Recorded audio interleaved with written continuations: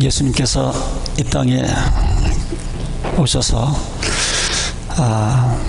제자들에게 또는 많은 사람들에게 가르치실 때에 쓰신 방법 중에 하나가 비유를 즐겨서 사용을 하셨습니다. 얼마나 예수님께서 비유를 좋아하셨냐 그러면 4장 34절에 이런 말씀이 있죠. 예수님은 비유가 아니면 말씀하지 않으셨다. 이렇게 늘 비유를 통해서 이렇게 머리에 그릴 수 있도록 시청각 이런 교육을 또 그런 그 비유를 통해서 오래 그 마음속에 새길 수 있도록 하기 위해서 늘 비유를 사용하셨던 것을 보게 됩니다. 오늘 좀 예수님께서 말씀하신 그 비유 중에 여러 가지 많은 비유가 있지만 오늘 본문을 중심으로 해서 좀 그 후에까지 한 3가지 정도 좀 한번 이 비유에 담겨져 있는 좀 뜻을 한번 서로 살펴보기를 원합니다. 우리가 같이 읽었는데요. 첫 번째는 등불에 관한 비유입니다.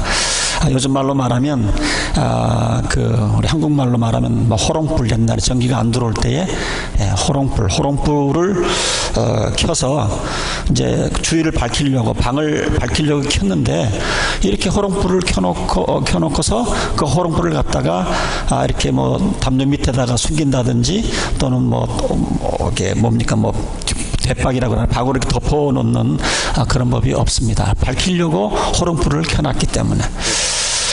그래서 그 호롱불을 켜서 눈에 잘 띄는 데들 이렇게 갖다 놓습니다. 그런데 이게 굉장히 뻔한 이야기인데 예수님께서 이걸 통해서 무엇을 얘기를 하기를 원하셨을까요? 때로는 이 비유는 이런 것 같기도 하고 저런 것 같기도 하고 알 것 같기도 하고 모를 것 같기도 하고 이런 알쏭달쏭한 그런 맛이 있습니다.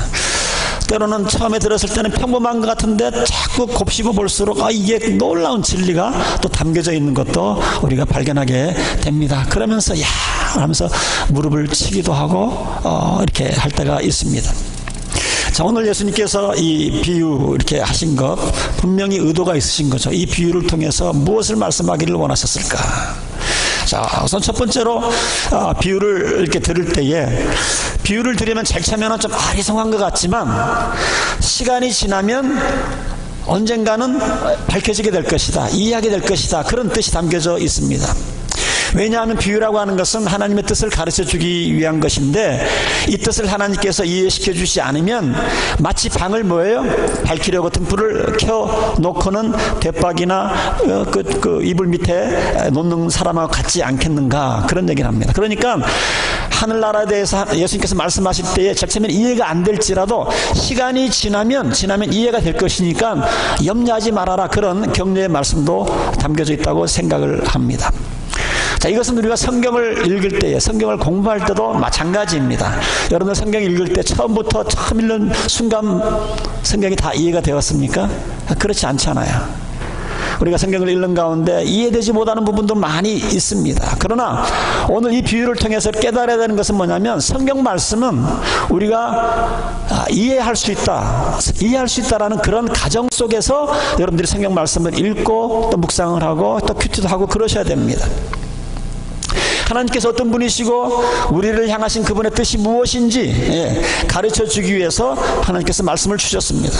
자, 그렇다고 한다면 하나님께서 주시고 난 다음에 우리가 이해될 수 있도록 해주셔야지, 말씀을 툭 던져놓고서 그 말씀이 평생 동안 그 말씀이 이해가 되지 못하면 마치 등불을 켜놓고 이불 밑이나 대박으로 덮어놓는 거하고 똑같지 않겠는가, 그런 말씀입니다. 그래서 여러분들 성경 읽을 때에 어떤 접근 방법이 필요하냐, 말씀을 읽을 때에 우리가 기도하고 읽으면 성령님의 조명하심으로 말미암아 이 말씀이 언젠가 이해될 것이다, 읽는 순간 이해되는 것도 있고 어떤 때로는 나중에 또 이해되는 부분도 있다, 이런 여러분들이 기대감으로 하나님의 말씀을 늘 대하시고 읽으셔야 됩니다.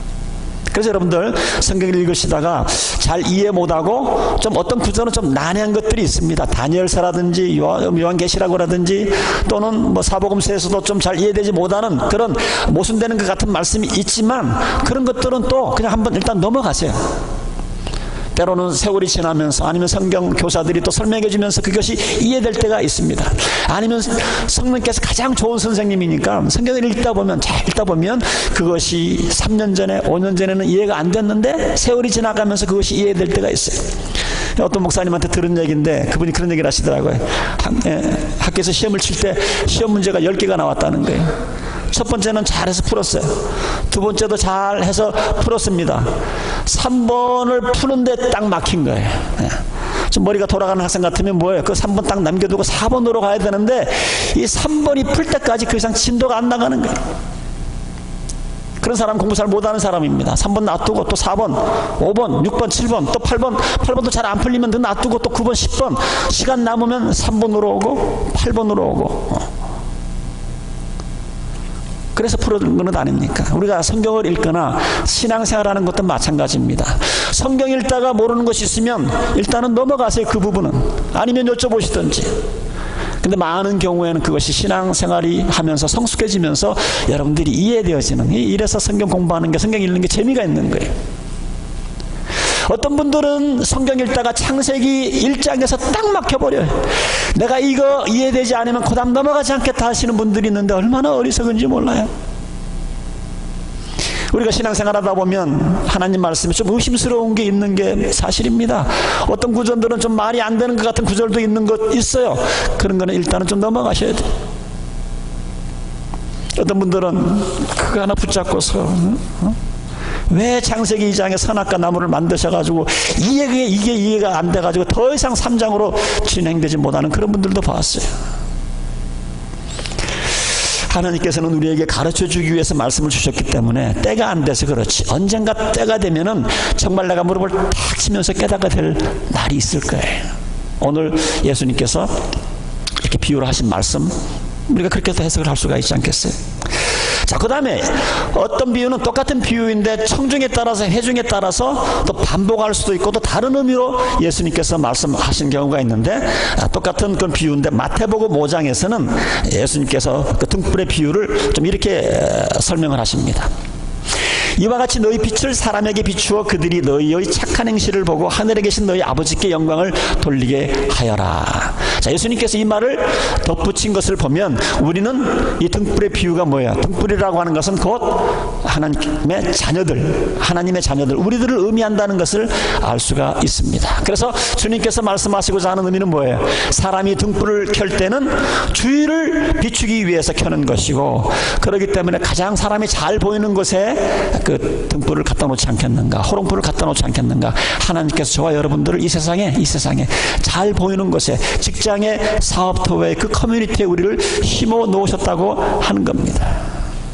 하나님이 우리를 부르셨을 때는 우리를 등불로 부르셔서 우리로 하여금, 우리가 빛이니까 우리가 그곳에 가서 어둠이 물러가도록 하고, 그리고 사람들이 우리 삶 가운데 역사하시는 이런 하나님의 모습을 보면서 하나님께 영광 돌리도록 하기 위해서 우리를 불러주셨다. 이렇게 비유를 또 해석을 할 수가 있습니다. 자, 그래서 여러분들, 우리가 이제 빛의 자녀이기 때문에, 우리는 빛이기 때문에 여러분들이 엉터리로 신앙생활을 하면 사람들은 가만히 있습니다. 그러나 여러분들이 빛을 발하기 시작을 하면, 하나님의 자녀로 빛을 발하기 시작을 하면 여러분들 그때부터는 핍박이 올 수가 있어요. 사람들이 여러분들을 주시해서 바라볼 수가 있습니다. 반드시 긍정적인 의미의 주시만은 아닐 거라고 생각합니다. 근데 어떤 분들은 이런 시선 받는 게, 주시받는 게 싫어서 남 앞에 가서 예수 믿는다는 소리를 안 하고 사는 사람들이 있어요. 직장 생활을 그렇게 같이 오래 했음에도 불구하고, 그 사업장에서 같이 오랜 생활 같이 일을 했음에도 불구하고 내가 예수 믿는 걸 모르는 주위 사람들이 많이 있다면 그것은 문제입니다. 하나님께서 우리를 불러주신 것은 우리를 등불로 불러주셨어요. 우리로 인해서 주위가 밝아지고 사람들이 우리의 삶 가운데 역사하시는 하나님, 이런 것들을 바라보기 위해서 나를 이렇게 세상 가운데 비춰 놓으셨는데 그걸 감춰놓으면, 가려놓으면 안 된다고 하는 것이죠. 가끔 한국에서 보면 조직폭력배들이 복음을 듣고 변화된 그런 삶이 간증을 하고 또 다시 엎치락뒤치락 하는 그런 경우도 있지만, 제가 아는 한 조직폭력배 LA에서 와가지고 예수님을 믿게 된 그런 간증을 한 세미나에 가서 들었는데요. 이 형제분은 한국에 있을 때 뭐 큰 잘 알려진 보수는 안 하지만 그래도 꽤 그 조직 폭력배들 사이에게는 잘 알려진 그런 보수인데 미국에 이민을 왔습니다. LA에 정착을 합니다. 역시 뭐 경험한 게 배운 게 그밖에 없으니까 LA에서 그동안 있는 그 조직 폭력배들을 만나고 다 해가지고 딱 LA에 거의 조직 폭력을 다 장악한 그런 아주 보수가 되었습니다. 근데 우여곡절 끝에 아내가 먼저 회심을 하고 그렇게 해서 이제 아내의 권유로 구역 모임을 나가기 시작을 하고 또 교회 나오기 시작을 하고 성경 공부에도 참석을 하는 가운데 예수님을 구세주와 주님으로 영접을 했어요. 근데 워낙 과거에 험악한 삶을 살았기 때문에 이게 갑자기 삶이 바뀌어지지가 않습니다. 때도 없이 그냥 조직 후배들이 전화가 오죠. 외박이 잦아지죠. 그러다 보니까 또 뭐 부부 사이 다툼도 잦아지고 예수님 영접하고 난 다음에 당분간 술을 끊었는데 자꾸 예 친구들을 만나다 보니까 또 술도 마시게 되고 또 나쁜 데도 가게 되고 이런 엎치락 뒤치락하는 생활을 하게 됩니다. 그러나 그러한 가운데서도 하나님이 계속 역사하시고 그분을 계속 돌보고 이렇게 만지시면서 변화가 생기기 시작을 합니다. 자, 그 변화가 생기는데 이 형제에게 하나님 주신 마음이 뭐냐면 전도하는 마음을 주셨어요. 전도하는 마음. 그래서 전도를 하는데 이분의 전도 방법은 우리들하고 달라요. 후배나 또는 친구들을 교회 데려올 때는 그렇게 얘기를 했다고 합니다. 너 주어 맞고 교회 나올래? 좋은 말 할 때 교회 나올래? 그래가지고 이분이 많은 그 주위에 그 나쁜 폭력배 그런 사람들을 교회에 이렇게 이제 전도를 하기 시작을 했어요. 전도를 잘하고 그러니까 교회에서 이분을 조금 훈련시킨 다음에 이제 구역장으로 임명을 합니다. 세상에 나갔던 조직 폭력배가 교회 일꾼이 되어서 구역장이 됐다. 그 구역장 그거를 갖다가 액자를 만들어가지고 여러분들은 뭐 집사 그것도 다 어디 있는지 모르시죠? 이분은 구역장 여기다 다 걸어놓고 수십 년을 술에 젖어왔기 때문에 여간 힘든 것이 아니죠. 이분이 항상 이렇게 술을 끊고 막 이럴 때 제가 만났는데 제가 옆에서 보는 정말 안타깝더라. 끙끙대더라고요. 몸에서 진땀이 나고 관절이 아프고 일도 못하고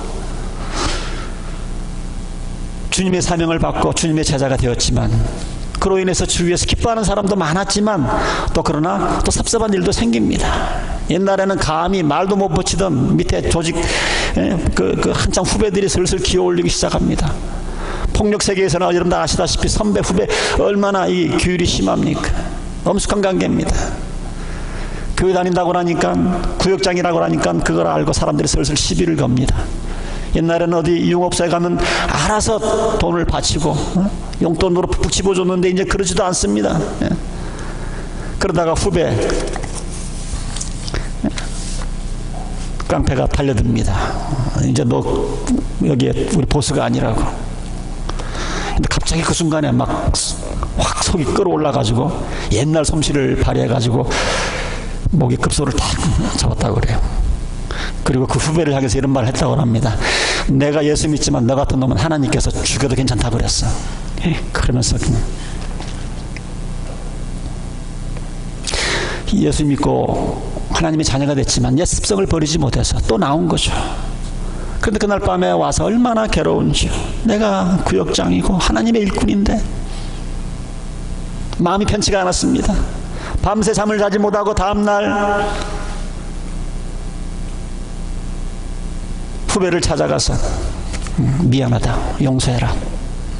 그래 이제 네가 보스다. 나는 더 이상 보스가 아니다. 옛날에는 용돈이 궁해본 적이 없는데 이제는 용돈이 궁해져서 돈을 빌려야 되는 그런 지경까지 가고 있습니다. 옛날로 다시 돌아갈까? 옛날로 다시 돌아갈까? 그 사실을 난 그 교회 담임 목사님이 그 얘기를 듣고 많이 울었다고 그래요. 옛날에는 사람을 해치던 사람, 사회를 좀먹던 사람이 이제는 예수님의 제자가 돼서 예수님 때문에 모욕당하고 예수님 때문에 후배들에게 손가락질 당하고 무시당하고, 그런데 그 비난당하는 그 모습이 얼마나 아름다운지. 그리고 그 형제의 또 담임 목사가 된 것이 얼마나 자랑스러운지. 그래서 그 형제를 위해서 더 많이 기도해주고 그 형제를 위해서 많이 울었다 그럽니다. 근데 이 형제님을 이렇게 멸시하고 조롱하는 사람도 있지만 또 그 사람으로 인해서 서서히 그 주위에 사람들이 몰려오기 시작을 하고 사람들이 복음을 받아들이고 예수님의 제자가 되기 시작을 합니다. 많은 사람들이 6개월 못 갈 것이다, 1년 못 갈 것이다 그랬는데 그 형제로 인해서 많은 사람들이 복음을 받아들이게 된 것을 간증을 들었습니다. 여러분, 우리들도 마찬가지. 하나님께서 우리를 불러주셨을 때는 너무나 세상이 깜깜하기 때문에 우리들을 불러서 우리를 비삼아서 거리를 비추기 위해서 우리를 불러주셨는데 내 주위 사람들이 내가 하나님의 자녀인지 아닌지 예수님의 제자인지 아닌지를 아직도 모르고 있다 그러면 안 되는 것이죠. 사람들이 우리에게 흘러나오는 빛을 보고 저것은 저 사람에게서 흘러나올 수 있는 빛이 아닌데 하나님이 살아계신 거야, 하나님이 살아계신 거야, 이런 얘기를 들어야 되는데 빛을 발하지 못하는 거예요. 어둠에서 사는 사람하고 똑같이 삶을 살아갑니다. 그러나 오늘 예수님께서 우리들에게 해주신 이 비유는 그러면 안 된다는 거죠. 빛의 자녀이기 때문에 빛을 발해야 된다. 어둠에서 사는 사람들이 생각하는 것처럼, 어둠에 사는 사람이 행동하는 것처럼 생각하고 행동할 수가 없다는 겁니다. 어둠을 몰아내고 빛을 비춰줄 책임이 있다. 그러시면서 예수님께서 마태복음 5장 43절에 이렇게 말합니다. 우리들은 어둠에 사는 세상 사람과 다를 수밖에 없다는 것을 어떻게 얘기를 하시는가 들어보시기 바랍니다. 이제는 너희들이 예수님의 제자가 되었기 때문에, 빛의 자녀가 되었기 때문에 이렇게 살아야 된다. 내 이웃을 사랑하고 내 원수를 미워하여라 하고 이런 것을 너희가 들었다. 그러나 나는 너희에게 말한다. 너희의 원수를 사랑하고 너희를 박해하는 사람을 위하여 기도하라. 그래야 하면 너희가 하늘에 계신 너희 아버지의 자녀가 될 것이다. 아버지께서는 악한 사람에게나 선한 사람에게나 똑같이 해를 떠오르게 하시고 의로운 사람에게나 불의한 사람에게나 똑같이 비를 내려주신다. 너희가 너희를 사랑하는 사람만 사랑하면 무슨 상을 받겠느냐? 세리도 그만큼 하지 않느냐? 또한 너희가 너희 형제 자매에게만 인사를 하면, 그렇게 지내면 남보다 세상 사람들하고 나은 게 뭐가 있느냐? 이방 사람들도 그 정도는 하지 않느냐? 그러므로 너희 하늘 아버지께서 완전하신 것처럼 너희들도 완전해라. 너희들도 완전해라. 오늘 이 말씀은 다시 우리 현대 크리스천들이 꼭 새겨들어야 할 말씀입니다.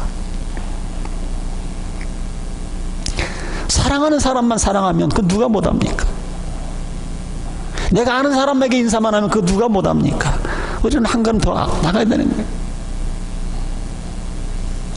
어둠에 사는 사람들을 가만 보면 또 어둠에 사는 사람들은 나름대로 법칙이 있어요. 우리는 빛의 자녀이기 때문에 또 빛의 자녀들로 살아가는 그런 어떤 법칙이 있어야 되는 것 아닙니까? 그렇기 때문에 우리가 어둠에 사는 사람하고 똑같이 살 수가 없어요. 우리는 하나님께서 빛으로 불러주셨기 때문에 빛 노릇을 해야 될 책임이 있습니다. 사도 바울은 어떻게 해야 빛 노릇을 하는가? 로마서 12장 9절에 이렇게 설명을 하고 있습니다. 사랑에는 거짓이 없어야 합니다. 악을 미워하고 선한 것을 굳게 잡으십시오. 육신의 사랑으로 서로 다정하게 대하며 존경하기를 서로 먼저 하십시오. 열심을 내어 서로 부지런히 일하며 성령으로 뜨거워진 마음을 가지고 주님을 섬기십시오. 소망 가운데 즐거워하며 환난 가운데 참으며 기도를 꾸준히 하십시오.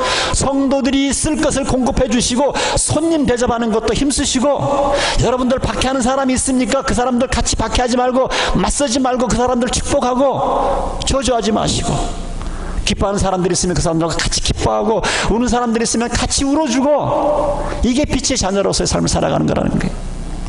서로 한 마음이 되시고 교만한 마음을 품지 말고 비천한 사람들과도 사귀고, 내가 잘났으면 얼마나 잘났어요. 더 주위에 약한 사람들, 힘든 사람들 존경하고, 스스로 지혜 있는 척하지 마십시오. 아무에게도 악을 악으로 갚지 말고 모든 사람이 보기에 선한 일을 하십시오. 선한 일을 하십시오. 이것이 주님께서 원하시는 빛의 삶이에요. 사도 바울이 우리들에게 권면해주는 빛의 삶의 모습입니다. 이기심과 탐욕과 죄악과 부패와 부의미로 깜깜해진 세상 가운데서 하나님께서 우리를 빛을 비추라고 어둠을 몰아내라고 불러주셨어요. 우리가 잘 아는 대로 이러한 빛은 우리 스스로에게 나올 수가 없습니다. 우리는 해가 아니에요. 우리는 달 역할을 하면 됩니다. 달. 스스로 빛을 내는 해가 아니라 우리는 햇빛을 받아서 반사하는 달의 역할을 해야 되는 겁니다. 그렇기 때문에 우리를 향해서 나오는 빛을 보고 하나님이 우리에게 찬양을 돌리는 것이 아니라 하늘에 계신 하나님의 영광을 찬양하는 겁니다. 여러분, 우리는 달이에요. 달. 여러분, 어쨌든 우리는 세상과 달라야 돼요. 조금이라도 괜찮습니다. 조금이라도 괜찮은데 달라야 돼요. 때로는 내가 다르게 살려고 하다 보면 손해를 볼 수가 있어요. 다르게 살려다 그러면 남한테 웃음거리가 될 수도 있다니까요. 그럼에도 우리는 어둠 가운데 빛이 되라고 부름을 받았기 때문에 감당해야죠. 수용을 해야죠. 예수님의 제자면서 욕 한 번도 안 얻어먹고 비웃음 한 번도 안 당하고 아주 말쑥하게 신앙생활 하려고 하는 사람들이 있는데 잘못된 거예요. 잘못된 거예요. 두 번째 예수님께서 하신 비유는 무엇입니까? 첫 번째 비유하고는 좀 다릅니다. 부익부 빈익빈, 그런 비유죠. 24절 25절에 보면 예수님께서 이런 말씀을 하셔서 너희는 새겨 들어라. 너희가 되어서 주는 만큼 너희에게 되어서 주실 것이요 덤으로 더 주실 것이다. 가진 사람은 더 받을 것이요 가지지 못한 사람은 그 가진 것마저도 빼앗을 것이다. 자, 이 비유는 또 무슨 뜻일까요? 예수님께서 말씀하신 그 의도가 무엇일까요? 자, 우리가 하나님께 얼마를 받느냐 하는 것은 우리가 얼마를 주냐 하는 것에 비례한다는 거예요. 여러분들 여기 귀한 경제적인 법칙이, 부자가 되는 법칙이 여기 담겨져 있어요. 우리가 얼마를 받느냐 하는 것은 우리가 얼마를 주느냐 하는 것에 비례한다는 거예요. 세상 사람들은 반대죠. 풍요를 누리기 위해서 움켜잡고 쌓아놓습니다. 그런데 하나님이 우리에게 주시고자 하는 풍요의 방법은 정반대입니다. 하나님이 원하시는 방법은 뭐예요? 우리가 퍼주고 나눠주면 하나님께서 계속 채워주시는 게 여기 하나님께서 우리들에게 가르쳐 주시기를 원하시는 경제 원리입니다. 잠언 11장 25절에도 이런 말씀이 있어요. 남에게 베풀기를 좋아하는 사람이 부유해지고 남에게 베풀기를 좋아하는 사람이 가난해진다는 말이 아니에요. 오히려 부유해지고 남에게 마실 물을 주면 자신도 갈증을 면한다. 하나님의 말씀입니다. 하나님께 내가 받는 방법은 내가 주는 거예요. 하나님은요, 사람들에게 빚지기를 싫어하세요. 사람이 하나님의 영광을 위해서, 하나님의 나라를 위해서 이웃을 베풀고 쓰면 하나님은 그냥 안 두세요. 하나님은 빚지기를 싫어하세요.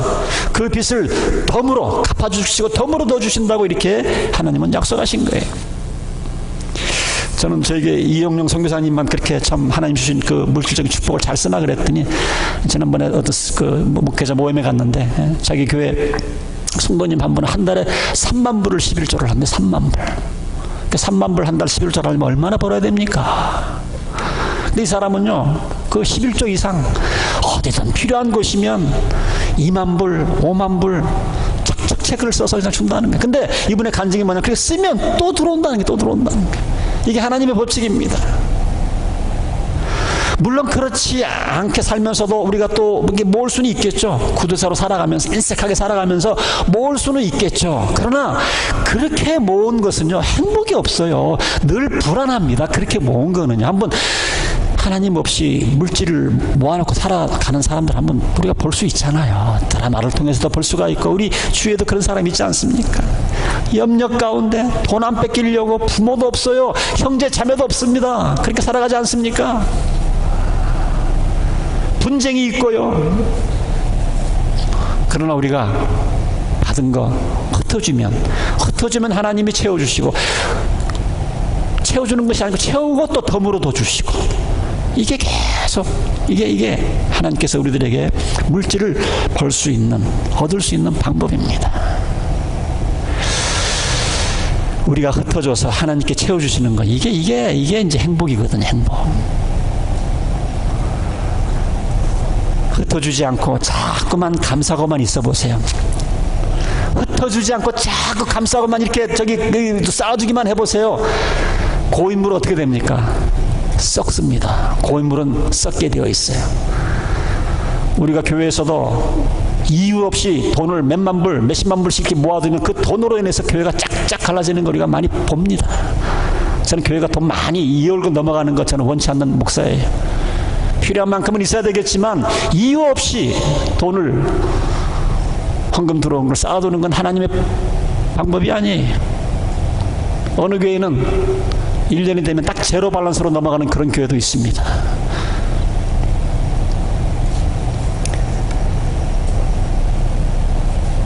물질적인 근본뿐만이 아닙니다. 여러분, 영적으로도 마찬가지. 어떤 분들은 항상 공부만 하려고 그러고 배우려고 하는 사람들이 있어요.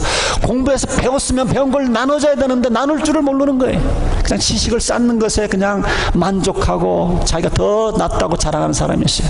어떤 사람은 은사만 받으려고 쫓아다니는 그런 분들이 있어요. 이런 분들 믿음이 자라지 않습니다. 그냥 은사만 쫓아다니는 거예요. 자기가 받은 은사만 움켜잡고 있으려고 그러니까 이것도 썩는 거예요. 나중에 시간이 지나면. 하나님이 주신, 우리에게 주신 은사, 시간, 탤런트, 여유, 이거는 하나님의 영광을 쓰셔야 되는데 그러지 않으면 고입니다. 썩게 되어 있어요. 물질 흩어줘야 됩니다. 시간 흩어줘야 됩니다. 자기 능력 흩어줘야 됩니다. 주신 탤런트 흩어주셔야 돼요. 하나님이 주신 지혜를 흩어줘야 하고 내가 가진 성경 지식을 흩어줘야 되고, 자꾸 흩어주시면 하나님이 또 채워주시고 또 채워주시고 또 채워주시고 덤으로. 이게 하나님의 원칙입니다. 세 번째, 네 번째는 비유가 좀 비슷합니다. 하나님의 나라에 관한 그런 비유예요. 하나님의 나라에 관한 비유입니다. 세 번째 비유는 하나님의 나라가 어떻게 자라는지 모르지만 조그만 씨처럼 복음이 전해지면 반드시 추수를 하게 된다고 하는 그런 얘기를 하고 있습니다. 26절에 보니까 하나님의 나라는 또 이렇게 비유할 수 있다. 어떤 사람이 땅에 씨를 뿌려놓고 밤에 자고 낮에 깨고 하는 동안에 그 씨에서 싹이 나고 자라지만 그 사람을 어떻게 그렇게 되는지를 알지 못한다. 땅은 저절로 열매를 맺게 하는데 처음에는 싹을 내고 그 다음에는 이삭을 내고 또 그 다음에는 이삭이 알찬 나달을 낸다. 열매가 익으면 곧 낫을 댄다. 추수할 때가 왔기 때문이다. 오늘 아침에도 이 중보기도 팀이 보니까 찬송을 힘차게 부르는데 거두리로다, 거두리로다. 우리가 복음을 뿌렸는데, 단계성교 가서 복음을 뿌렸는데 언젠간 거둘 것이다. 그걸 알고 중보기도 팀이 기도하는 거예요. 네 번째 비유도 하나님의 나라가 처음에는 작게 시작했지만 나중에는 이게 창대하게 될 것이라는 그런 얘기를 하고 있습니다. 30절, 예수께서 말씀하셨다. 우리가 하나님의 나라를 어떻게 비길까, 또는 무슨 비유로 그것을 나타낼까. 겨자씨와 같으니 그것은 땅에 심을 때는 세상에 있는 어떤 씨보다 더 작다. 깨알만해요. 겨자씨는요, 깨알만합니다. 그 다음에는 이삭이 알찬 나다들을 낸다. 열매가 추수가 된다. 자, 그래서 풀보다 큰 가지로 뻗어서 공중의 새들이 그 그늘에 깃들 수 있게 된다. 자, 여러분, 이거 우리가 복음이 전파된 것을 보면, 기독교 역사를 보면 이 말이 참 진리다라는 것을 우리는 깨닫게 됩니다. 2000년 전에 예수님께서 이 말씀하셨어요. 팔레스타인 지방에 사는 제대로 참 배우지 못한 그 11명에게 이 말씀을 했어요. 2000년이 지난 다음에 지금 전 세계에 이 복음이 전파되지 않았습니까? 기독교 역사를 보면 때로 기독교가 어떻게 자랐는지 설명이 안 되는 요소. 우리 신학 공부하신 분들은 우리가 처치 히스토리, 교회 역사를 다 공부를 했지만 때로는 사람의 머리로 이해가 안 되는, 어떻게 해서 이렇게 복음이 세상 땅끝까지 전파되어지는지 설명이 잘 안 되는 요소가 많이 있습니다. 농부가 씨를 뿌리고 씨가 어떻게 자라는지 모르는 것처럼 우리가 이해할 수 없는 과정, 그런 과정을 거쳐서 지금까지 기독교가 성장을 해왔습니다. 기독교는 왜 이렇게 커졌는지에 대해서 설명이 안 되는 그런 종교입니다. 예를 들면 회교는 폭력을 써서 강제적으로 이렇게 전파하기도 합니다. 불교는 여러분들 아시나요? 불교는 주로 이 상류층에 파고 들어갔던 종교입니다. 유교는 뭡니까? 유교는 누가 들어도 납득할 수 있고 수용할 수 있는 도덕적인 가르침, 그런 걸로 포교를 했습니다. 근데 우리가 뭐예요? 우리는 뭐예요? 예수를 믿지 않으면 아무도 구원할 수 없다는, 이런 다른 종교 사람들이 믿으면 굉장히 배타적인 메시지를 전했습니다. 그럼에도 불구하고 2000년이 지난 지금 복음이 세상 땅끝까지 지금 전해져 가고 있는 가운데 있지 않습니까? 교회가 이렇게 커갈 수 있는 것, 한국 교회를 연구를 해도 마찬가지예요. 어떤 선교사는 그랬어요. 길이 없다. 이 대한민국은 복음화되기 힘든 나라다. 그렇게 또 선교 보고를 한 사람도 있습니다. 그러나 지금 복음을 받아들인 지 100년이 조금 넘어서 얼마나 많은 기독교인들이 한국에 있습니까? 조그만 겨자씨가 큰 나무를 이루듯이 팔레스타인 지방에서 11명이 시작한, 불과 2000년 전에 11명이 시작한 그 하나님의 나라가 세계를 덮는 이러한 역사가 있었던 것은 하나님 때문에 그렇습니다. 하나님 때문에. 하나님께서는 전지전능하신 하나님이고 약속의 하나님이시고 약속한 것은 이루시는 하나님이시기 때문에 하나님이 약속하시고 시작하신 것은 반드시 끝을 맺으세요. 다른 건 몰라도 여러분 이 진리 하나는 여러분 꼭 기억하셔야 됩니다. 하나님이 한번 시작하신 것은, 약속하신 것은 언젠가 반드시 끝을 맺으시는 분이 하나님이십니다. 하나님은 절대 중간에 포기하시는 분이 없어요. 아까 제가 말씀드린 그 형제님의 간증도 그분이 예수님 영접하고 엎치락 뒤치락 했지만 그러나 반드시 승리할 것을 우리는 확신할 수 있는 거예요. 시작하신 하나님은 끝내시는 하나님이시기 때문에 그렇습니다. 그러나 그 하나님의 역사는 우리가 과정은 잘 모를 수가 있어요. 하나님이 하시는 걸 갖다가 일일이 과학적으로 분석을 해서 그걸 어떤 무슨 과정으로 이렇게 됐나 그 이해하면 머리가 복잡합니다. 그냥 하나님의 명령이 분명하면 그냥 가서 순종하고 복음의 씨앗을 뿌리는 게 우리가 하는 역할입니다. 이것이 어떻게 싹이 나고 어떤 과정을 거쳐서 어떤 수확을 이룰까, 이것은 하나님이 하시는 일입니다. 우리가 매년 단기 선교를 가지면 뭐 그렇게 비행기표 드리고 그렇게 준비해서 가서 3박 4일 동안 뭐 별거 한 게 없는 거 하고 놓은 것 같지만 나중에 어떤 일이 벌어질지는 그 아무도 장담할 수가 없는 겁니다. 우리가 매주일 아침 우리 주일학교 선생님들 매주일 아침 어떤 단원들은 오다가 안 오다가 늦게 와가지고 15분도 공부하고 30분 공부하고 그러지만 계속 매주일 아침마다 말씀의 씨앗을 여러분들 반원들에게 계속 뿌리시고 가르치시기 바랍니다. 언젠가는 열매를 맞을 날이 있기 때문에 우리가 해야 될 일은 그냥 뿌리는 일이에요. 하나님의 명령에 순종해서 하나님 사랑하기 때문에 뿌린 씨는 반드시 추수할 것을 믿고 우리는 그냥 순종하면 되는 겁니다. 애들도 마찬가지. 지금은 말 안 듣는 것 같지만 하나님께서 그 많이 뿌려진 씨를 어떻게 쓰셔서 어떤 열매를 거둘지 아무도 모릅니다. 특별히 우리 어린 자녀들, 티네이저들, 애들이 듣든 안 듣든 튕기든 안 튕기든 일단 우리가 부모의 역할은 우리 품 안에 있는 동안에는 계속 가르쳐줘야 돼. 계속 가르쳐줘야 돼. 언젠가는 그 말씀이 살아서 역사할 때가 있습니다. 지금 애들이 청개구리 같고 말 안 듣는다 그래도 부모로서 하나님의 말씀을 가르쳐야 될 것은 가르치셔야 돼요. 가르치셔야 됩니다. 우리는 너무 과정을 많이 생각을 해요. 과정. 특별히 좀 똑똑하신 분들 보면 머리가 잘 돌아가니까 그런 것 같아요. 전체 그림이 안 그려지면 손 한 까딱 안 하는 사람이 있어요. 전체 픽처가 그림이 안 그려지면 일 시도를 안 해요. 이해가 안 되니까. 내가 이렇게 일을 하면 이런 과정을 거쳐서 이렇게 돼야 이런 그림이 그려져 일을 하는데 무조건 순종 안 하겠다는 거예요. 여러분들 그런 것만 내가 골라서 일을 하면요, 여러분들의 능력에 맞는 그 조그만 일만 하다가 그냥 가요. 정말 하나님의 손에 붙잡혀서 하나님만이 하실 수 있는 큰 일을 하기 위해서는 과정은 하나님 앞에 맡기고 하나님께서 말씀하신 거 우리가 순종하면서 심으라면 심고 가라면 가고 섬기라면 섬기고, 이게 하나님의 법칙입니다. 여러분 한번 상상해 보세요. 예수님 11사도 11명, 한 사람 배반해서 11명. 예수님이 돌아가시고 난 다음에 예수님께서 우리들에게 명령하셔서 너는 세상 땅까지 가서 복음을 전하라고 그랬는데 11명에서 머리를 맞대고, 야 이거 어떻게 세상 땅까지 복음을 전하지? 어떻게 해야 되지? 계획 짜고 생각했으면요 다 뒤로 나자빠졌을 거예요. 그렇지 않겠어요? 그러나 이 사람들은 그 예수님의 약속을 믿었고 하나님이 하시려는 것을 믿고 그냥 순간순간 순종했기 때문에 하나님께서 아셔서 그런 큰 일을 이루신 줄로 믿으시는 성도님들이 되시기를 주님의 이름으로 축원드립니다. 우리 교회 집사님들 참 감사한데요. 예.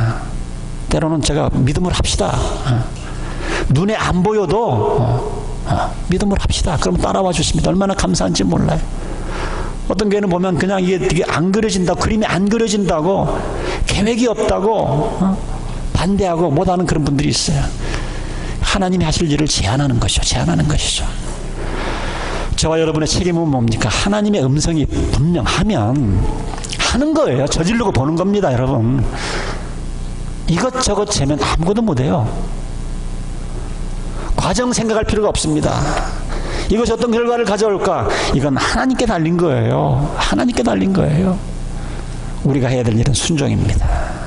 우리가 그렇게 순종해서 씨를 부를 때 하나님께서는 반드시 열매 먹고 추수하게 해주시는 거예요. 오늘 설교를 마치면서 저는 여러분들에게 고린도전서 15장 58절을 읽어드리고 오늘 말씀을 마치기를 원합니다. 이 말씀 좀 가슴에 새겼으면 좋겠어요. 고린도전서 15장 58절. 그러므로 나의 사랑하는 형제 자매 여러분, 굳게 서서 흔들리지 말고 stand firm. 굳게 서서 흔들리지 말고 주님의 일을 더욱 많이 하십시오. 여러분이 아는 대로 여러분들의 수고가 주 안에서 헛되지 않을 것입니다. There is no vain. 눈에 안 보인다고 좀 하다가 뒤로 자빠지고, 눈에 안 보인다고 못하겠습니다. 예수님이 제자가 아닙니다. 지금 결과가 보이지 않는다 할지라도 지금 계속 힘든 거예요. 계속 일하는 겁니다.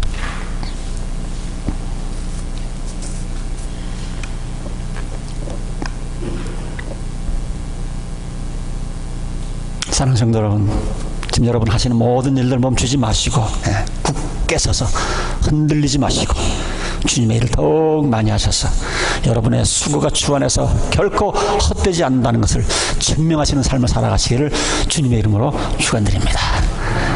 기도하겠습니다. 함께 기도하겠습니다.